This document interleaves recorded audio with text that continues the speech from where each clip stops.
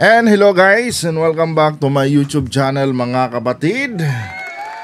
Welcome back sa One Talk PH mga kababayan. At ito na nga ang balita mga kapatid, ano? And ito mga kababayan, alam nyo, sa totoo lang mga kapatid, medyo nalalabuan ako ngayon sa nangyayari patungkol nga dito mga kababayan sa bicameral report na ito. Kasi nga, no, and ito mga kapatid, personal na opinion ko ito base sa mga nangyayari. Kasi nga recently mga kababayan, klinaro ito ng ibang mga senador, no? Ng ibang mga senador at ng ibang mga kongresista. Tulad nila Chis Escudero, Risa Hontiveros, Wen Gatchalian, tapos si tawag nito, sila Villanueva, 'di ba? Na wala di umanong blanco sa nasabing bicameral report mga kapatid. 'Di ba? So ngayon mga kababayan, itong si Kimbo mga kapatid, ano, hindi ko alam kung ano ang trip niya mga kababayan Kasi nga mga kapatid, nagsalita itong si Kimbo na di umano mga kababayan, may blanco, 'di ba? May blanco daw mga kapatid sa nasabing bicameral report. So ngayon mga kababayan, kasi maging si President BBM mga kapatid, no, maging si President Marcos, klinaro, no, at dinibang si Duterte patungkol nga doon mga kababayan sa kanilang mga claims. Kasi mga kapatid, syempre administrasyon niya ang tinitira dito 'di ba? And kung gustong ilayo ni President Marcos mga kababayan yung kaniyang pangalan sa salitang corrupt, 'di ba? So ngayon mga kapatid, itong si Kimbo, ewan ko lang ito analyzation ko lang to mga kababayan. Kasi nga itong si Kimbo mga kapatid, sa tingin ko dahil sa kanyang ginawang ito mga kababayan, para niyang tinabla ang administrasyon ni President Marcos.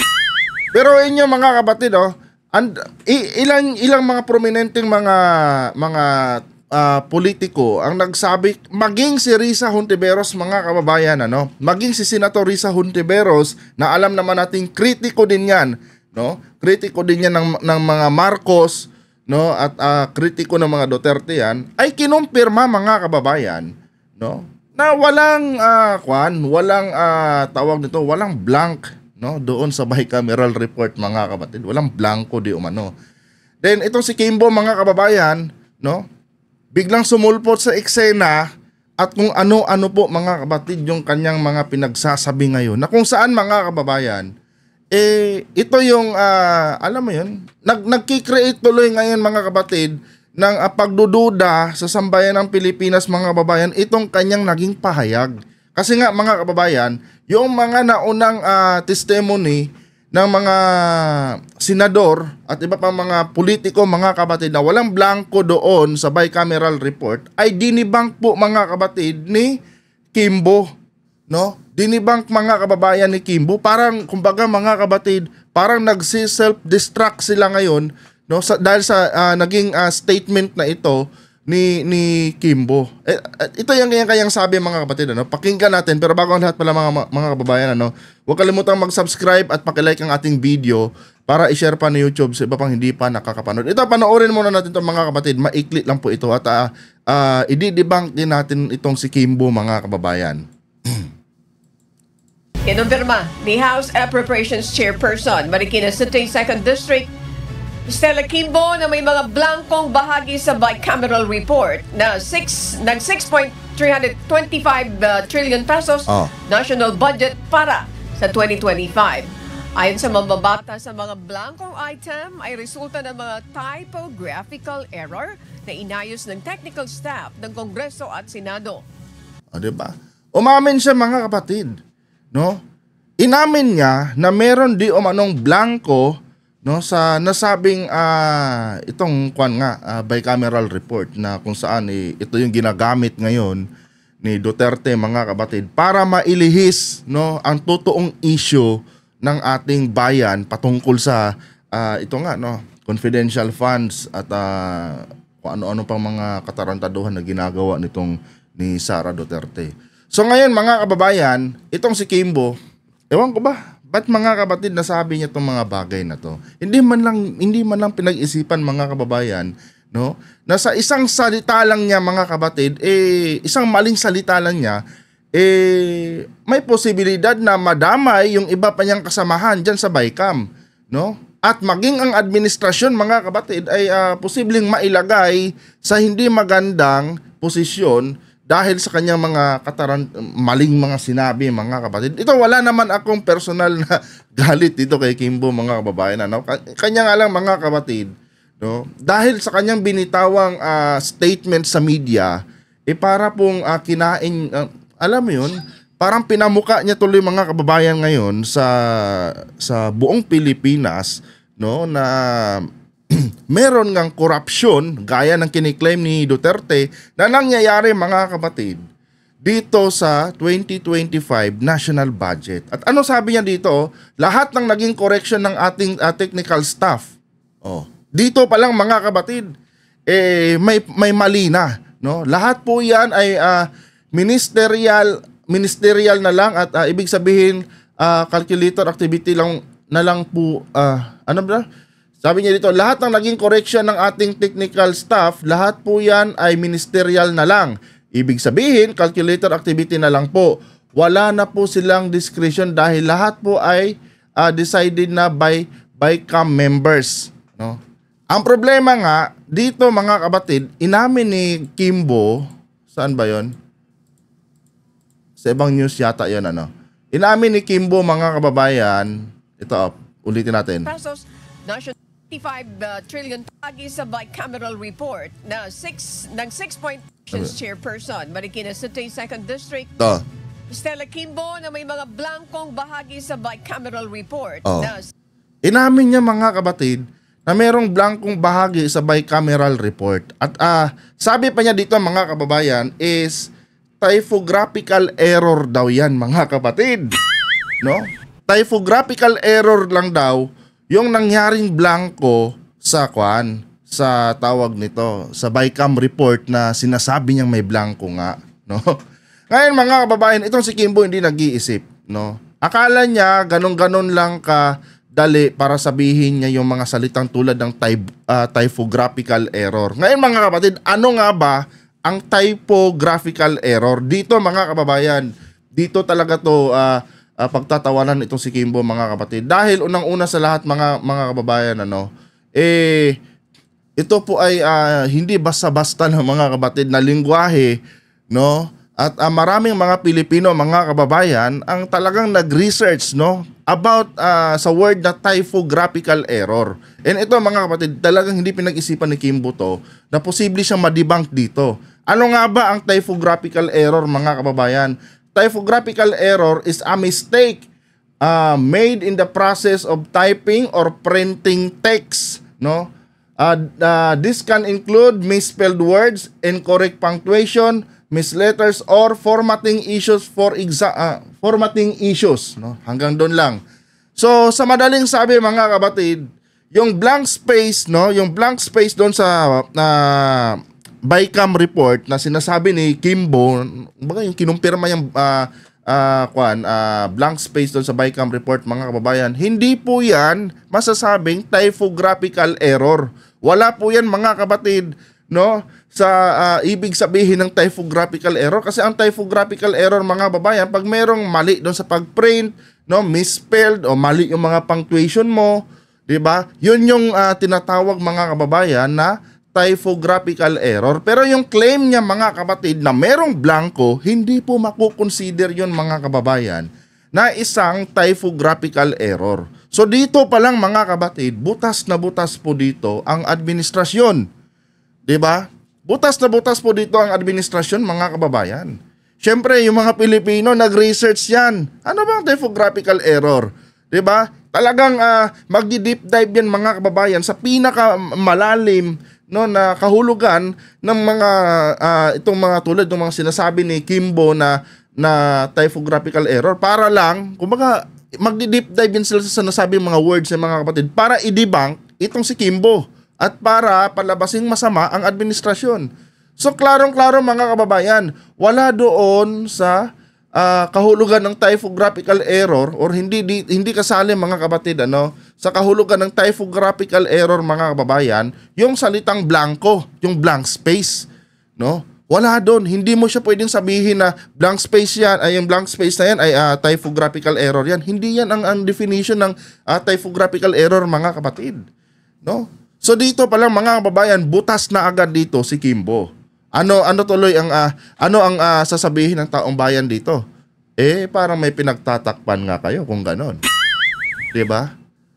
Yan talaga ang magiging opinion ng bayan dito mga kapatid. Nakalimutan yata ni Kimbo mga kababayan na nasa 2025 era na po tayo, no? May mga AI na nga ngayon eh. No, ibig sabihin, wala na tayo sa panahon ng kupong-kupong. Lahat pwede mong i-research.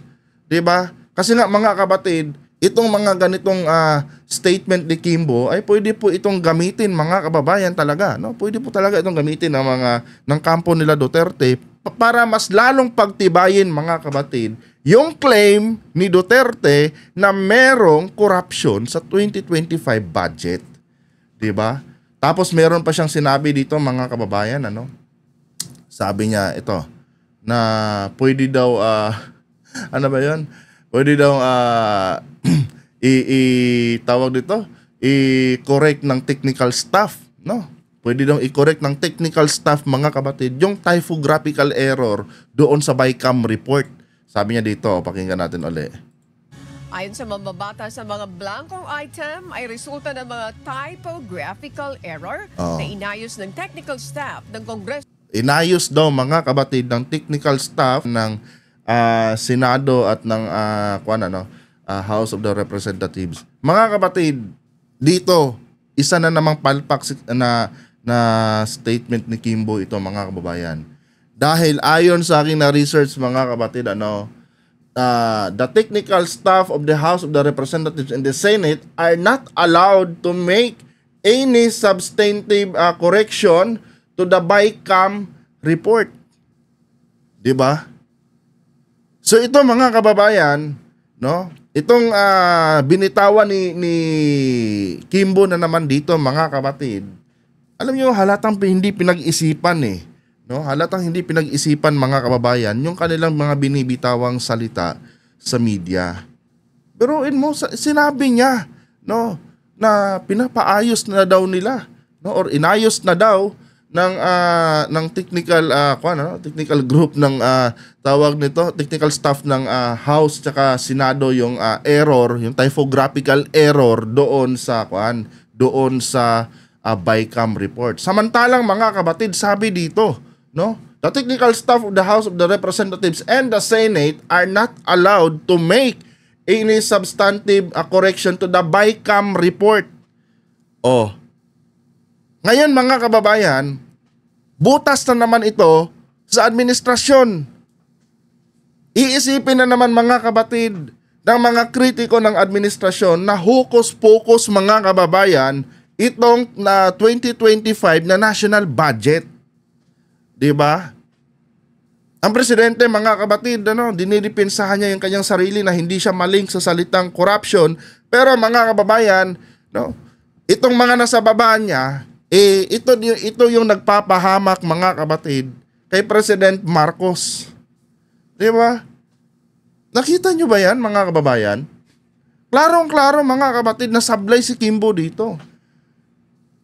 Kung nanahimik ka na lang sana, no? Ako wala akong personal na galit kay Kimbo mga kababayan pero bilang alam niyo na, no, bilang sinusuportahan ko ang administrasyon at naniniwala ako na maayos ang administrasyon, no? Tapos biglang may susulpot na ganitong nagpapakilalang pro-admin na politician, tapos nagsasalita ng kung ano-anong mga bagay dyan sa social media na hindi naman talaga niya alam yung kahulugan, di ba? Para tuloy nagsi-self-destruct ngayon mga kapatid ang gobyerno dahil sa statement na ito ni Kimbo. Sasabihin mong typographical error yon at inadmit mo pa na may blanco doon sa BICAM report. Samantalang yung pinaka totoong tawag nito, yung kritiko ng gobyerno no, ng administrasyon, no, tulad dito ni Senator Risa Hontiveros, ay isa no sa nagtestify na walang blanco doon sa BICAM report. 'Di ba? Sinabi ni Senator Risa Hontiveros, mga kapatid, na walang error doon sa BICAM report. Oh. Si Hontiveros, mga kababayan, kilalang dilawan 'yan. No? At ang mga dilawan ngayon, mga kapatid, ay wag niyong isipin na nakikiisa yan ngayon sa mga Marcos, ha. Kasi ang mga dilawan ngayon, mga kababayan, ay kritiko pa rin talaga yan. No, 100% kritiko pa rin talaga yan ng administrasyong Marcos, no? Or ng mga Marcos. Kritiko pa rin yan. Kanya nga lang ngayon, mga kapatid, naki-join lang sila dito, no? Nakisakay lang sila dito sa administrasyong ito dahil gusto din nila talagang pabagsakin dahil takot silang makabalik sa kapangyarihan, mga kababayan, itong mga Duterte. 'Di ba? Risa Hontiveros, mga kapatid, isa sa nagsabi na wala pa naman daw siyang nakitang wala pa naman daw siyang nakitang blanco doon sa BICAM report na sinasabi ni Duterte. Pero itong si Kimbo, no? Out of nowhere, mga kababayan, biglang sumulpot, at nagsasalita ng mga mga words na hindi niya alam ang kahulugan, mga kapatid. Hindi ko naman sinasabing bobo siya, ha. Naasar lang ako, mga kababayan, no, kasi mismong mga kakampi ng administrasyon yung parang sumisira ngayon, mga kapatid, sa administrasyon ni President Marcos. Oh. Tingnan niyo ngayon mga headlines ng mga DD Shits. Ginagamit itong statement ni Kimbo, mga kapatid. Pinagpepiestahan ngayon, no, itong statement ni Kimbo. 'Di ba? Ay nako. Ako'y naniniwala talaga na more talk, more mistake. Sa totoo lang, mga kababayan, naniniwala ako sa kasabihang 'yan. More talk, more mistake. 'Di ba? Hindi man lang pinag-isipan yung mga bagay-bagay, no, bago sila humarap sa media. Ito lang ngayon, alam nyo, hindi talaga maiiwasan, mga kapatid, na pagdudahan itong 2025 na national budget natin. Dahil ito, umamin. Oh, ano na lang iisipin ng taong bayan dyan ngayon? Pwede pala yan. No? Pwede pala yan, i-hocus-pocus. Diba? Pwede palang manipulahin yan. O di easy lang pala mangurakot dyan. Kaya, ano yun? Ay, nako. Anyway guys, hanggang dito lang itong video na ito. Kung nagustuhan niyo po ang ating content ngayon, huwag kalimutang mag-subscribe at pakilike ang ating video para i-share pa ni YouTube sa iba pang hindi pa nakakapanood. Hanggang dito na lang. Adios.